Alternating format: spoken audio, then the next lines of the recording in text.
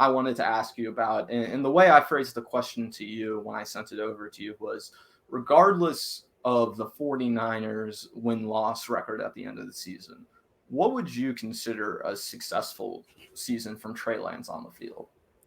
I'm really big on the eye test, right?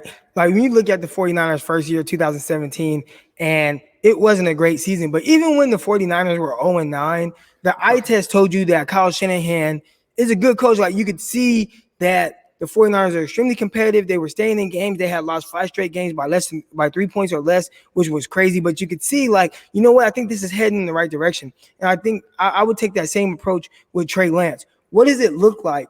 You know, there was a game last year I was watching Tua. I don't even want to try to say his last name, but Tua.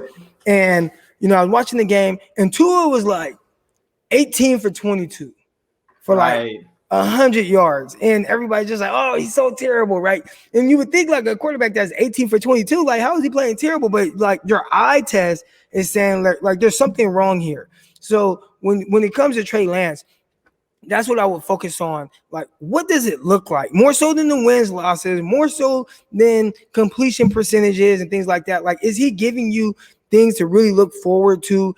Can you tell that he's grasping, what Kyle Shanahan wants him to do? Is he seeing the field well? Is he making throws where we're saying like, well, Jimmy Garoppolo can't make that throw? Is his talent that he possesses showing through? And I think if you see those things, even if he's a 62% passer and the 49ers, you say he starts 10 games and the 49ers go 5-6, or 5-5 in those 10 games. Right.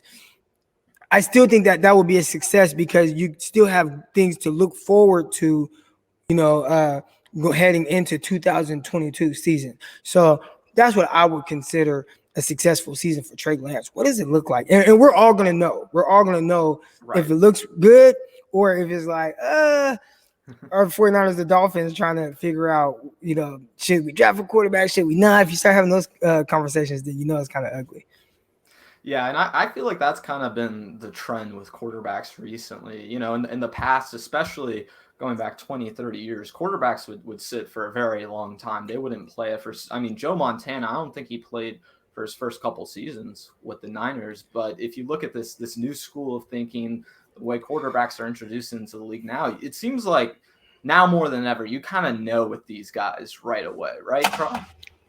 Yeah, and I wouldn't even say that you just know right away. You look at a guy like Justin Herbert last year, and the Chargers, they were like the head coach, Anthony Lynn, and maybe that has something to do with why he's fired and whatnot, but they did not want to play Justin Herbert. They were like, nah, not ready. So whatever it looked like in practice, maybe he showed some signs that he can make plays and make throws. I remember watching Hard Knocks, and there was one throw where it was like, wow, like, dang, that rookie made that throw right there. But maybe those things weren't consistent, right? So a lot of times you don't know until the guy actually just kind of gets in there and plays. So a lot of these rookies coming out now, they're coming from offenses in college that, kind of suit them and fit them. And the NFL is able to kind of tailor that same kind of style to for these rookies as well. So I think that's why you see rookies coming in and having more success. But I would say that's a dangerous and kind of like slippery slope to put those type of expectations on any rookie.